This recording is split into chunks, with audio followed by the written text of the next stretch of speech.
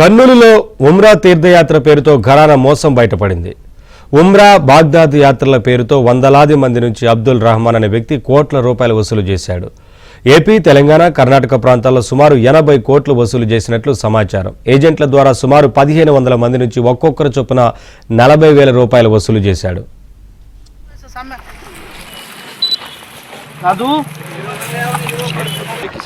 लेके आधे दिया बोल के कहीं को बोल रहा पैसे क्यों दिया बोले पूछो तो उनके लेने के बाद तो आप ही बोल दीजिए छोटा बच्चा है और खादिया टूल एंटर इब्राहिम जी कितने डेटा नहीं मालूम है आपको सेकंडों में निकाल सकते भाई 1 मिनट भाई 1 मिनट हमें उनसे वॉइस ले लेते हैं जितने भी सामने सब मालूम है ना तो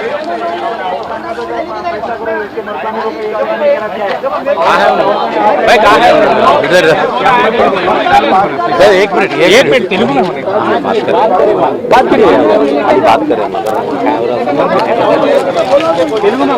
ఆడపిల్ల కన్నా న్యాయం చెప్పండి అప్ప ఇంతమంది ఉన్నాం కదా పోతే పోయింది మేమని నిలబడతాంలే దాదా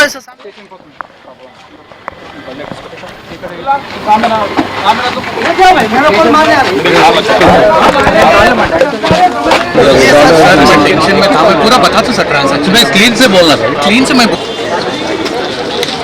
అన్నా సైడ్కి రండి అన్నా.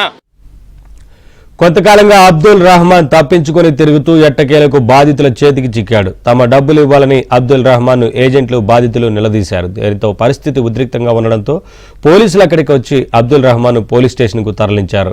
బాధితుల నుంచి డబ్బు తీసుకున్నట్లు అంగీకరించిన నిందితుడు ఆ సొమ్ముతో ట్రేడింగ్ చేసి నష్టపోయానని చెప్పాడు. నేను చెప్పేది ఏంటంటే ఇదేం ఫ్రాడ్ కాదు. 3 years నుంచి పంపిస్తున్నాం. ఒకసారి ఒక ఫుల్ ఫ్లైట్ బుక్ చేసినాము, ఒకసారి 100 మెంబర్స్, ఒకసారి 50 మెంబర్స్ భేజే పంపించినాం. లేదని కాదు, ఫస్ట్ టైం కాదు.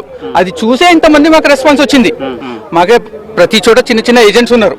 ఆల్రెడీ మేము 3-4 ఫండ్స్ పంపించినామని వాళ్ళు పెద్దసార్లు ఇచ్చినారు.